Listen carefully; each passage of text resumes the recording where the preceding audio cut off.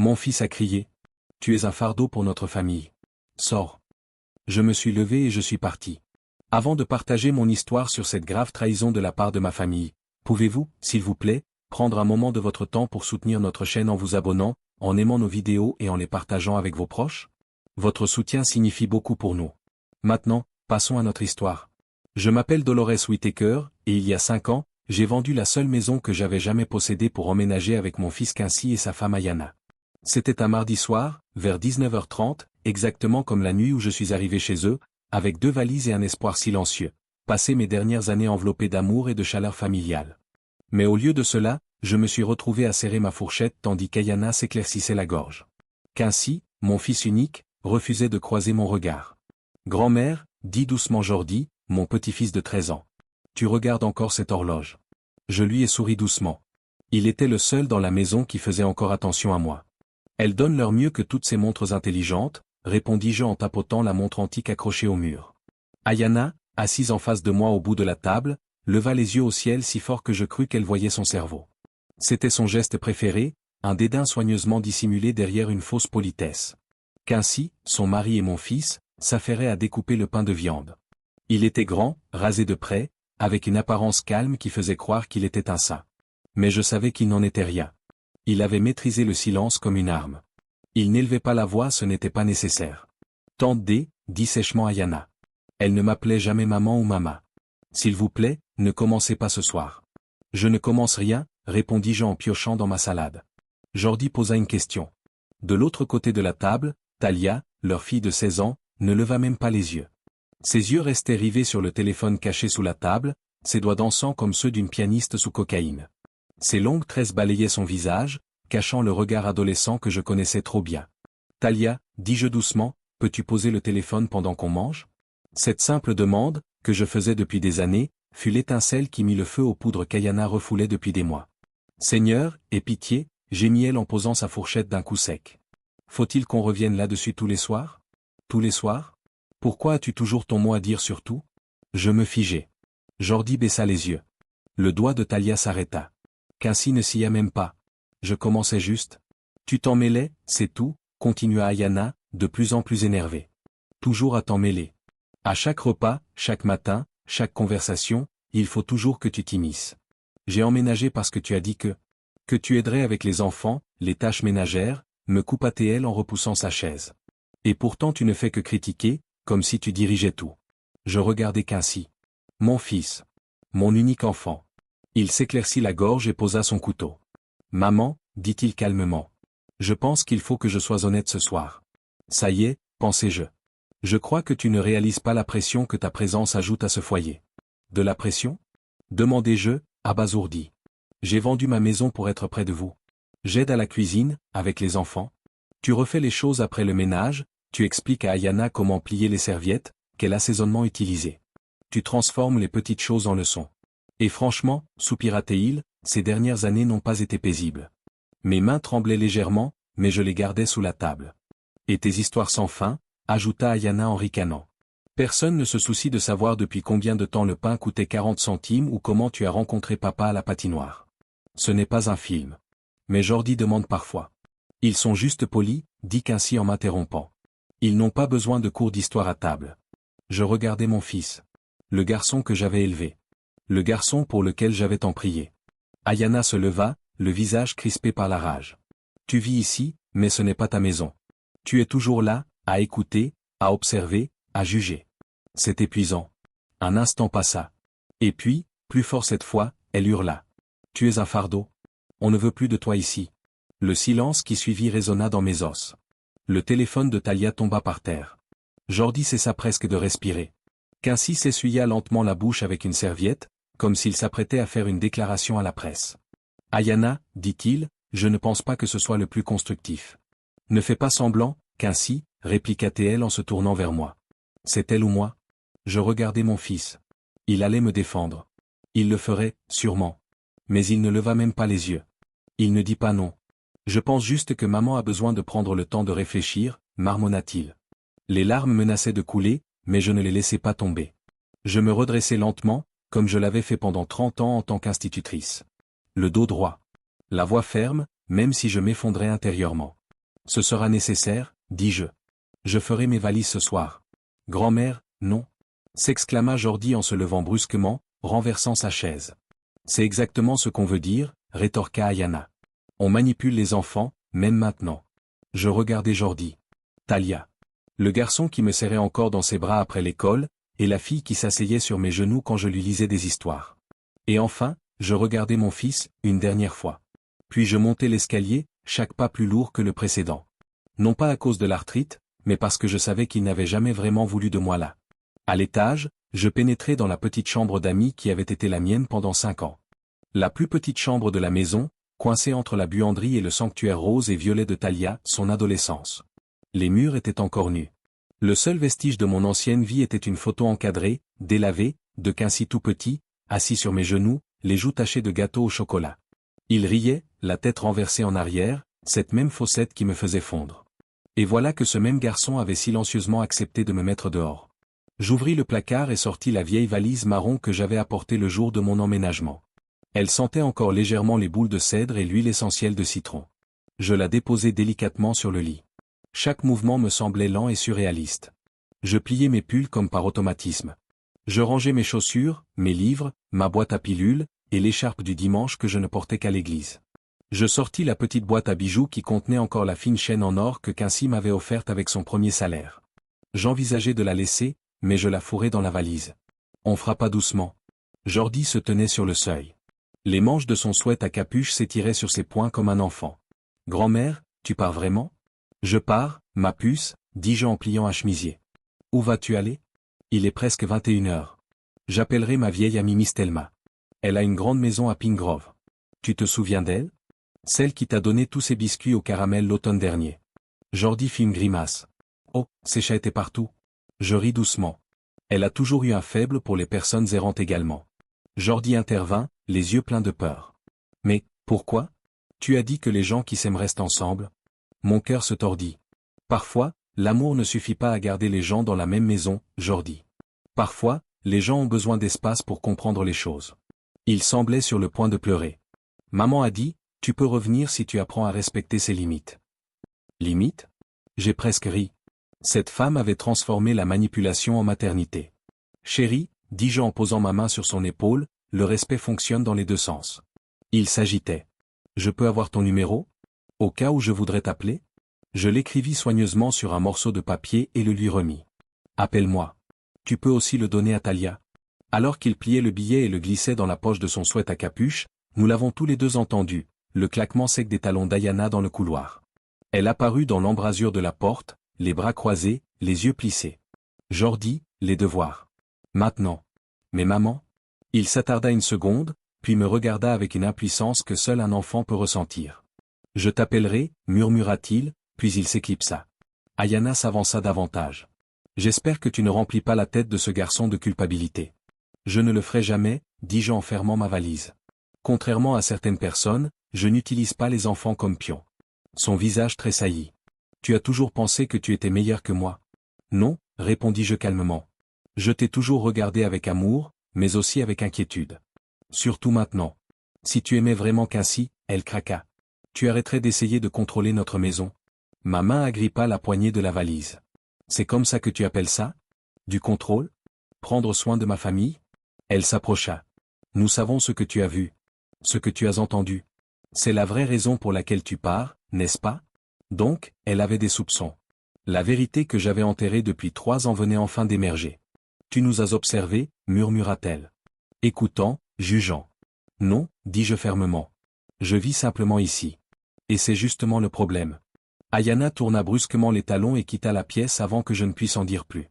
En bas, Quincy attendait au pied des escaliers, son visage aussi impénétrable que jamais. Besoin d'aide avec la valise ? Demanda-t-il, catégorique. Je peux gérer. Mais il la prit quand même. Il ne la portait pas comme quelque chose de précieux. Il la portait comme un déchet qu'on jette sur le trottoir. Talia se tenait près de la porte d'entrée. Son téléphone était posé sur la table. Ses yeux étaient rouges. Tu me manqueras, dit-elle dans un murmure. J'ouvris mes bras. Elle y entra. Pendant une brève seconde, elle était à nouveau mon bébé. Pas l'adolescente lunatique et obsédée par son téléphone, mais l'enfant qui se glissait dans mon lit pendant les orages. À l'étage, la voix d'Ayana résonna. Talia, monte à l'étage. J'arrive, marmonna-t-elle en me lançant un dernier regard avant de disparaître dans les escaliers. Quincy ouvrit la porte. Le froid m'a giflé au visage. J'ai appelé une voiture, dit-il. 10 minutes. Merci, dis-je en sortant sur le porche. Le vent d'automne portait avec lui l'odeur de la pluie et des feuilles mortes. Quincy descendit le chemin et déposa la valise près du portail. Il ne la plaça pas. Il la laissa tomber. Je me tenais là, regardant la maison que j'avais appelée chez moi. La lumière du porche bourdonnait. Les pots de fleurs que j'avais plantés au printemps étaient déjà en train de mourir. Mon manteau était toujours accroché à l'intérieur, mais je n'allais pas le récupérer. Pas après ça. Jamais. Il se tenait face à moi, les bras croisés. Tu vas vraiment faire ça? Tu vas vraiment faire exploser cette famille à cause de certains dossiers que tu crois avoir vus? Je levai les yeux vers mon fils. Mon petit garçon, devenu un homme qui avait laissé sa femme lui glacer le cœur. Toi et Ayana avez caché quelque chose qui pourrait blesser des gens, dis-je. Et oui, j'en ai fini de me taire. Tu n'as aucune preuve. Tu es sûr de ça? Son visage se crispa. Tu ne le ferais pas. Tu n'es pas ce genre de femme. Non, répondis-je. Mais peut-être que j'aurais dû l'être. Un taxi s'arrêta. Le conducteur baissa sa vitre. Vous êtes mademoiselle Whittaker? Oui, répondis-je sans quitter Quincy des yeux. C'est moi. La cabine sentait les vieilles frites et le désodorisant au pain. Le chauffeur, un jeune homme fatigué avec des poches sous les yeux, ne posa aucune question. Il jeta simplement ma valise dans le coffre et mit une station de jazz à fond. Je regardais par la fenêtre, observant les blocs familiers de South Elmswood défiler, les magasins à $1, les salons de coiffure, l'épicerie du coin. Quincy me demandait des bonbons depuis qu'il avait 6 ans. Ce petit garçon aurait pleuré s'il avait vu quelqu'un me parler comme il l'avait fait plus tôt ce soir. Aujourd'hui, il s'était simplement détourné. Où aussi, madame? Demanda le chauffeur, d'une voix douce. L'auberge West Haven. Une nuit seulement. Nous sommes arrivés dans le parking à moitié éclairé du motel environ 15 minutes plus tard. Ce n'était pas chic, des murs en stuc fissuré, une enseigne au néon vacillante, mais il faisait chaud, et il faisait sûr. C'était tout ce dont j'avais besoin ce soir-là. Le réceptionniste ne leva même pas les yeux quand je lui tendis ma carte d'identité. Il avait sans doute vu bien trop de gens aux yeux fatigués et aux valises solitaires pour encore s'interroger sur leurs histoires. Quand je suis arrivé dans la chambre 204, je n'ai même pas allumé la télévision. Je me suis simplement assise au bord du lit. Couvre-lit beige. Tapis beige. Mur beige. Tout ce qui s'y trouvait était oubliable, sauf le poids que je portais. 5 ans. Je leur avais donné 5 ans. Cuisiner, garder les enfants, plier le linge, mordre ma langue. Je ne voulais pas m'imposer. Je ne voulais pas être seul. J'avais gardé le silence quand j'avais vu cet étrange calendrier de prise de médicaments sur l'ordinateur portable d'Ayana. Je n'avais rien dit quand je les avais entendus parler de révision de données, de suppression de rapports défavorables. Je m'étais dit, ce n'est pas mon affaire. J'étais leur mère, pas un policier. Pas un juge. Juste une vieille femme qui essayait de garder sa famille soudée. Mais pour tenir, il fallait fermer les yeux. Et aujourd'hui, ils m'ont mise dehors, avant même que je ne les ouvre. Je vérifiai mon téléphone. Mademoiselle Quincy. Message texte. Ayana, tu aurais dû garder ta bouche fermée. Suivi d'un autre, quoi qu'il arrive maintenant, c'est de ta faute. Pas d'excuses. Pas d'inquiétude. Juste de la faute. Puis un message de Jordi. Jordi, grand-mère, ça va? Maman dit que t'as dit quelque chose de mal et maintenant t'as plus le droit de vivre avec nous. Ma gorge se serra. Je répondis rapidement. Moi, je vais bien, chérie. Je suis en sécurité. Ne t'inquiète pas. Sois fort et veille sur ta sœur. Une pause. Jordi, est-ce que je te reverrai? Je fixai l'écran un long moment. Moi, nous trouverons une solution. Je te le promets. J'éteignis le téléphone et m'allongeai sur l'oreiller. Mais le sommeil ne vint pas. À 23h45, je repris mon téléphone et appelai la seule personne que j'aurais dû contacter il y a des mois. Miss Thelma décrocha à la 2e sonnerie. Dolores, ma fille, c'est toi? Ça va? Je m'étouffai avec les premiers mots. Puis tout sortit d'un coup, le dîner, les cris, le silence de Quincy, la rage d'Ayana. Tout ce que j'avais entendu. Tout ce que je n'avais pas dit. Et tout ce que j'avais perdu. Au bout du fil, j'entendais Thelma faire les 100 pas. Ses pantoufles glissaient sur le carrelage. Mon enfant, je t'ai dit il y a des années que cette femme n'était pas saine. Ayana pense qu'elle dirige une salle d'audience, pas une maison. Et qu'ainsi, ce garçon n'a pas de colonne vertébrale. Je ne t'ai pas appelé pour être jugé, murmurai-je. Tu m'as appelé, et je vais dire ce qui doit être dit, coupa TL. Prépare tes affaires. Tu viens rester avec moi? J'ai 3 chambres d'amis et bien plus de paix que tu n'en trouveras dans cette maison en désordre. J'ai déjà fait mes valises, chuchotai-je. Il me manquait juste le courage de t'appeler. Eh bien tu l'as maintenant, répondit-elle. Je serai là à 9 heures précises. Mais quelque chose de chaud. Et n'ose pas pleurer pour des gens qui ont oublié ce que tu as sacrifié pour eux. Pour la première fois de la nuit, je souris. Après avoir raccroché, je tirai les couvertures sur moi, fermai les yeux, et dormis sans rêver. Le lendemain matin, la lumière du soleil filtrait à travers les stores sales. Je pris une douche, m'habillai et rassemblai mes affaires, une valise, un sac à main, et un avenir, qui m'attendait devant ce motel. À 9h01 exactement, la vieille Buick de Thelma se gara devant. Elle sortit, en robe de chambre et pantoufles roses, les boucles grises enroulées dans un foulard, lunettes de soleil sur le nez comme si elle venait me chercher au Ritz. « Dolores » cria-t-elle. « Ramenez-moi cette femme dans une maison qui ne la traite pas comme un fantôme. » Nous avons roulé sans hâte. Sur la route, je lui racontai le reste, ce que j'avais vu au fil des années. Les dossiers. Les conversations à voix basse sur les essais de médicaments. Les symptômes de patients qu'ils enterraient sous des formules administratives. Ils gardaient tout ça sous le tapis. Thelma agrippa le volant comme si elle retenait une tempête. Ils mettent des vies en danger pour des primes et des subventions. Je pense que c'est encore plus grave, dis-je doucement. C'est de la cupidité. De l'ambition. Et de l'orgueil. Nous sommes arrivés chez elle. Une grande allée bordée de rosiers. Un paillasson qui disait vraiment quelque chose. Tu restes ici maintenant, dit-elle en ouvrant le coffre. Aussi longtemps que tu en auras besoin. À l'intérieur, la maison sentait la lavande et les biscuits. Son chat, Charlemagne, me fixait en clignant lentement des yeux depuis la table de la cuisine, parfaitement indifférent à tout ce tumulte humain. La chambre d'amis était bleue et lumineuse, baignée de calme, et donnait sur le jardin. Mais plus encore, elle semblait, à moi. Je me suis tenu à la fenêtre et j'ai murmuré à voix basse. J'ai peut-être perdu mon fils, mais je ne me suis pas perdu, moi. Le soleil se couchait sur le jardin de Thelma ce soir-là, et j'avais enfin déballé le peu que je possédais. Quelques vêtements, 2 photos encadrées de mon défunt mari, et un dossier que je n'avais pas osé ouvrir depuis 3 ans. À l'intérieur, des copies papier. Des données d'essais cliniques de la société pharmaceutique pour laquelle Ayana travaillait comme consultante. Son rôle n'était pas seulement administratif. Elle avait accès aux rapports. Quincy aussi. 5 ans plus tôt, j'étais entré dans le bureau à domicile de Quincy pour y déposer une chemise fraîchement repassée. Un dossier était tombé. 2 rapports en étaient sortis, même titre, même groupe d'essais, même date. Mais les données, différentes. Je ne leur ai jamais dit que j'avais vu. J'ai simplement ramassé les documents, refermé le dossier, et quitté la pièce. Mais plus tard, j'ai fait des copies. Discrètement. Au cas où. Cette même année, j'ai entendu Ayana au téléphone. Elle parlait bas, chuchotait à propos de minimiser les valeurs aberrantes, de renforcer le langage sur les effets secondaires. Je ne suis pas médecin, non. Mais j'ai été professeur de mathématiques pendant 30 ans. Et les chiffres, eux, ne mentent pas. Ce sont les gens qui le font. Les effets secondaires n'étaient pas minimes. Plus de 18% du groupe d'essai avait développé des troubles neurologiques. Plus de 20% signalaient des lésions hépatiques. Et pourtant, les versions finales, celles envoyées par Quincy et Ayana, mentionnaient moins de 3%. Statistiquement insignifiant. Sans danger pour l'approbation.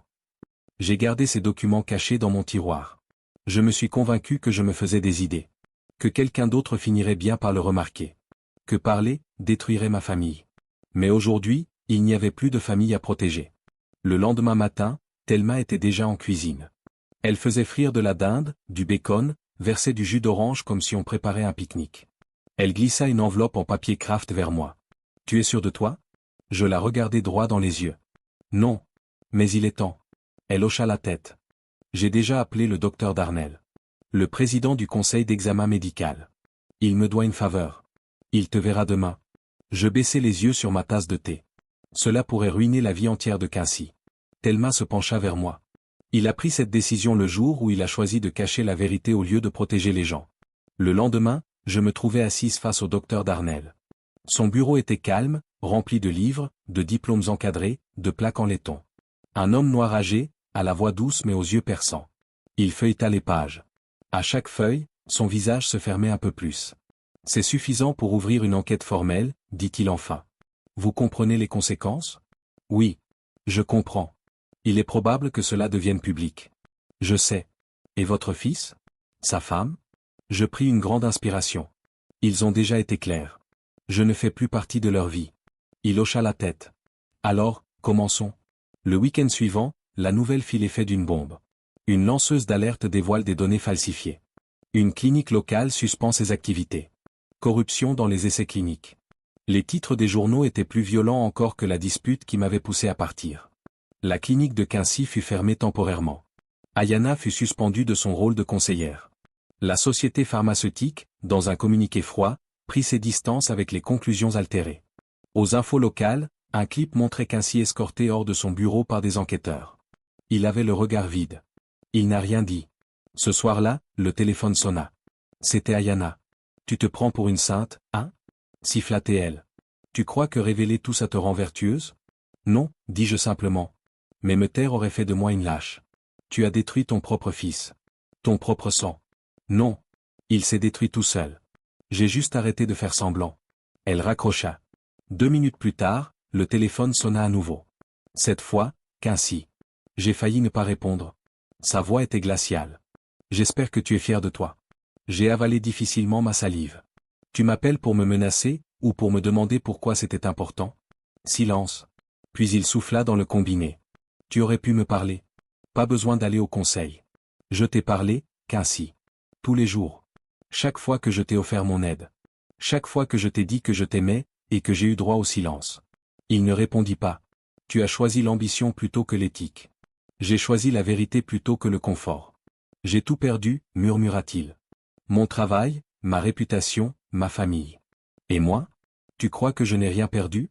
Tu m'as forcé à choisir entre la justice et mon propre sang. Ne me fais pas regretter de ne pas avoir choisi le mensonge. La ligne coupa. Ce soir-là, je m'assis près de la fenêtre de la chambre d'amis de Thelma.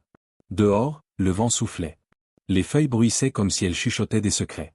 Et pour la première fois depuis longtemps, je ressentis quelque chose d'étrange. Ce n'était pas de la peur.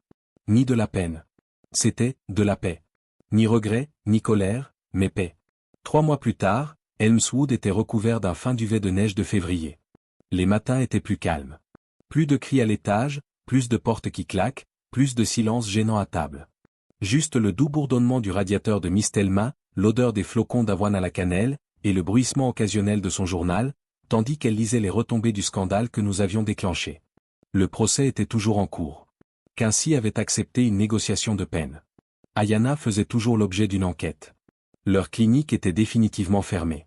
Leurs visages, autrefois familiers lors des collectes de fonds et des salons de santé de l'Église, étaient désormais les sujets des tabloïds, des radios locales et des groupes de discussion. Mais pour moi, la vie était redevenue la vie. Je n'étais plus la figurante invisible à la table des autres. J'étais à nouveau Dolores, juste Dolores, femme, amie, grand-mère.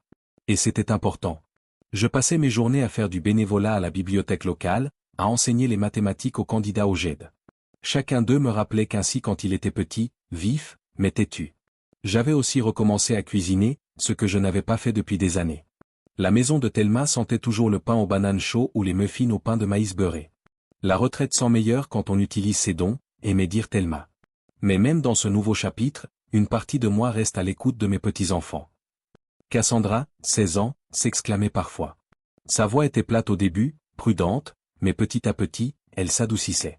Elle me confiait que l'école était dure, que ses amis la traitaient différemment, que son ancienne vie lui manquait celle d'avant que tout ne s'écroule. J'écoutais. Je ne cherchais pas à réparer. Je lui rappelais simplement qu'elle était bien plus que les erreurs de ses parents. Jordi, maintenant âgé de 14 ans, était un athlète de bloc. Il venait me rendre visite un week-end sur 2. Parfois, il apportait des livres pour que nous les lisions ensemble. Parfois, il venait simplement faire une sieste sur mon canapé, en mangeant des bananes plantain frites. Il posait des questions. Des questions difficiles. Pourquoi n'as-tu rien dit plus tôt? Penses-tu que papa nous aime toujours? Est-ce que tu lui pardonnes? À chacune, je répondais la même chose. Je ne sais pas tout, mais je sais ceci, ce qui est juste n'est pas toujours facile, et ce qui est facile n'est pas toujours juste. Il hochait la tête à chaque fois, comme s'il assemblait les pièces d'un puzzle qu'il n'avait pas encore terminé. Un samedi matin, je lui remis une boîte alors qu'il s'apprêtait à partir. « Qu'est-ce que c'est » demanda-t-il en soulevant le couvercle. À l'intérieur se trouvait une montre de poche en or, vieille, lisse et toujours en marche. « C'est celle de ton grand-père, dis-je. Il l'a offerte à Quincy pour son 18e anniversaire. Et je pense qu'il est temps que tu l'aies. » Jordi la tenait comme un trésor. « Je la garderai en sécurité, murmura-t-il. Je souris. Protégez-vous aussi. C'est ce qui compte le plus. » Une semaine plus tard, quelque chose d'inattendu se produisit. Lydia frappa à la porte d'entrée de Thelma. Elle avait l'air différente, tirée, plus mince, mais plus calme. Des cernes lourds sous les yeux, une hésitation profonde dans son corps. Elle n'entra pas. Elle resta sur le porche, dans le froid de février, tenant une enveloppe en papier craft. « Je sais que tu ne m'attends pas, dit-elle, la voix tendue. Je voulais juste te donner ça. » Je pris l'enveloppe et l'ouvris. À l'intérieur se trouvaient des documents juridiques, l'autorisation d'ouvrir un fonds fiduciaire pour l'université de Jordi et Cassandra, semblable à celui que j'avais créé. « Je ne demande pas pardon, déclara Lydia. « Et j'attends rien d'autre, répondis-je en riant. Je suis toujours furieuse. Mais tu avais raison, continua-t-elle. On a fait des erreurs. J'ai fait des erreurs. Et il faut que je commence à réparer ça. » Elle marqua une pause, frotta ses mains gantées. « Jordi dit que tu cuisines maintenant. » J'hochai la tête. « Il dit que ton pain de maïs a le goût de la paix. » Un silence s'installa entre nous. Puis elle prononça les mots que je n'aurais jamais cru entendre à nouveau. « On pourrait peut-être prendre un café un de ces jours. Juste parler. Pas pour s'excuser, pas pour tout arranger. Juste parler. » Je ne me précipitais pas pour répondre oui. Mais je ne dis pas non non plus. Peut-être. Bientôt. Elle hocha la tête, se retourna, et descendit les marches. Cela suffisait. Ce soir-là, je m'assis sur le porche, emmitouflé dans une couverture, sirotant du thé chaud, tandis que Thelma jouait du gospel à l'intérieur. Les étoiles clignotaient au-dessus de moi comme de petits rappels. Le temps passe. Les gens changent. Les saisons changent. La justice peut vous coûter ceux que vous aimez. Mais la paix, elle vous rend vous-même. Et parfois, c'est le début d'une toute nouvelle famille. Une famille fondée sur la vérité. Une autre fondée sur le courage. Une autre faite pour durer. Salut, mes amis. Si cette histoire vous a touché, n'oubliez pas d'aimer et de vous abonner pour découvrir d'autres récits poignants de justice, de guérison et de vérité. Partagez vos impressions dans les commentaires. Avez-vous déjà dû choisir entre faire ce qui est juste et préserver la paix? Soutenez la chaîne pour que nous puissions continuer à mettre en lumière des histoires vraies et émouvantes.